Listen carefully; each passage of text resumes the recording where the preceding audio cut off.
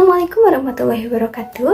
Halo teman-teman, pada kesempatan kali ini saya akan menganalisis sebuah wacana lisan dari program Bola Liar yang ditayangkan oleh Kompas TV.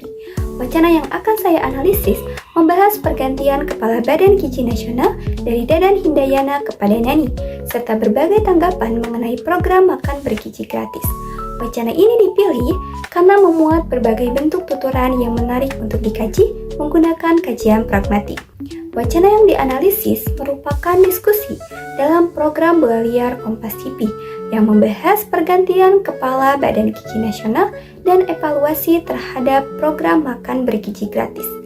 Dalam diskusi tersebut, para narasumber menyampaikan kritik, pendapat, serta tanggapan mengenai kebijakan pemerintah terhadap tata kelola program tersebut.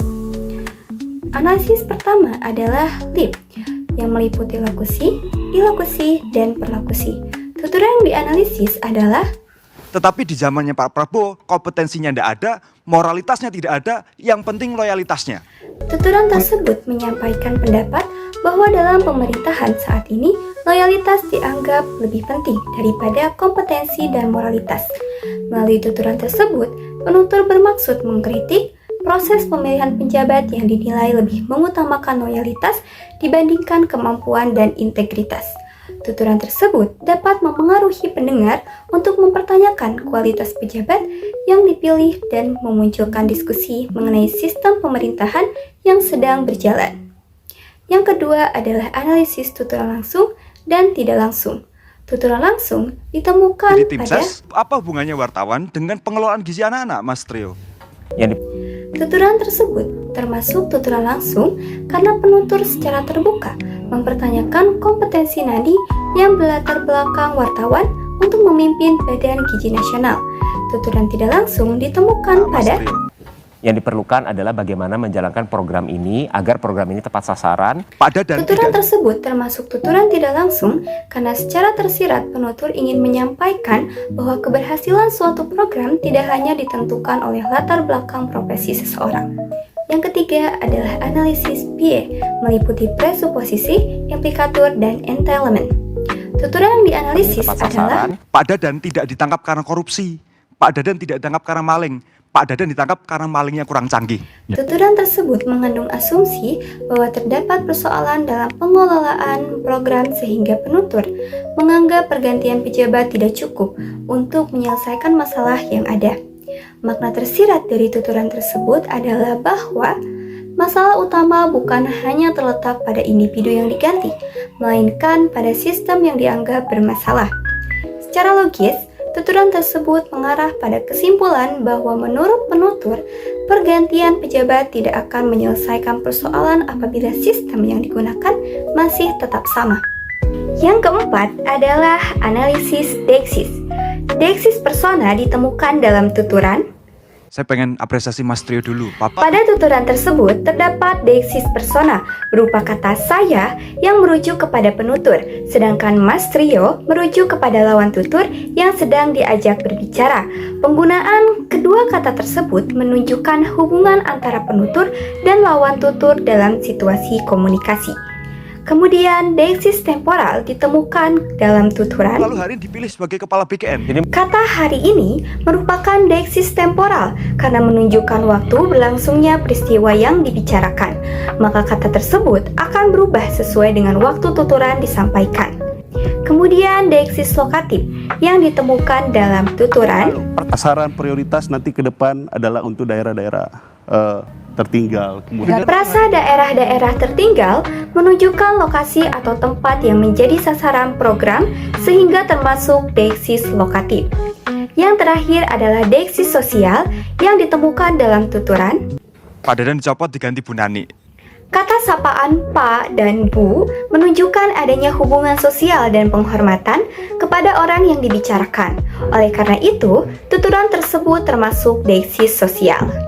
Yang kelima adalah analisis referensi endopora dan exopora.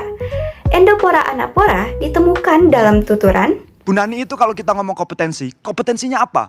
Beliau adalah seorang wartawan yang kebetulan jadi tim ses. Kata hubungannya, Pak? beliau merujuk kepada Bu Nani yang telah disebutkan sebelumnya, karena acuannya berada di dalam teks dan muncul sebelum kata ganti tersebut, maka termasuk referensi endopora anapora.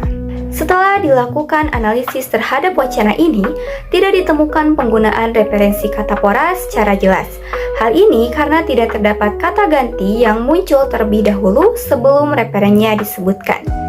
Selanjutnya adalah referensi eksopora yang ditemukan dalam tuturan. Itu yang saya sebut nggak elegan.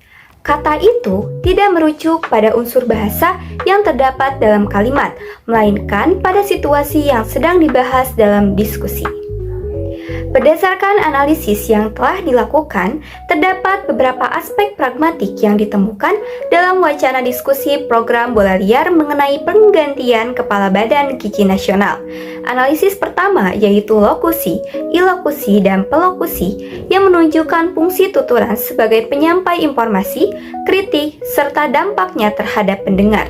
Selanjutnya, ditemukan tuturan langsung dan tidak langsung yang digunakan para narasumber untuk menyampaikan pendapat dan tanggapan mereka. Kemudian pada aspek PIE, ditemukan adanya presuposisi, implikatur, dan entailment yang memperlihatkan makna tersirat maupun hubungan makna logis dalam tuturan. Selain itu, pada aspek deiksis dan referensi, ditemukan penggunaan deiksis persona, temporal, lokatif, dan sosial. Ditemukan pula referensi endopora berupa anapora serta referensi eksopora. Sedangkan referensi katapora tidak ditemukan secara jelas dalam wacana yang dianalisis. Berdasarkan hasil analisis, dapat disimpulkan bahwa wacana dalam program bola liar tidak hanya berfungsi sebagai sarana penyampaian informasi, tetapi juga menjadi media untuk menyampaikan kritik, argumentasi, dan penilaian terhadap suatu kebijakan.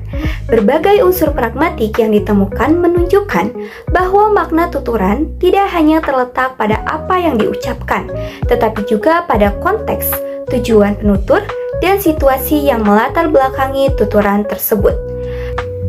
Dalam melakukan analisis pragmatik, pemahaman terhadap konteks sangat penting karena konteks membantu memahami makna yang tersirat di balik suatu tuturan. Oleh karena itu, analisis pragmatik perlu dilakukan secara cermat agar pesan yang ingin disampaikan oleh penutur dapat dipahami secara lebih utuh dan mendalam. Demikian analisis wacana yang dapat saya sampaikan. Mohon maaf apabila terdapat kekurangan dalam penyampaian maupun analisis yang telah dilakukan. Terima kasih atas perhatiannya. Wassalamualaikum warahmatullahi wabarakatuh.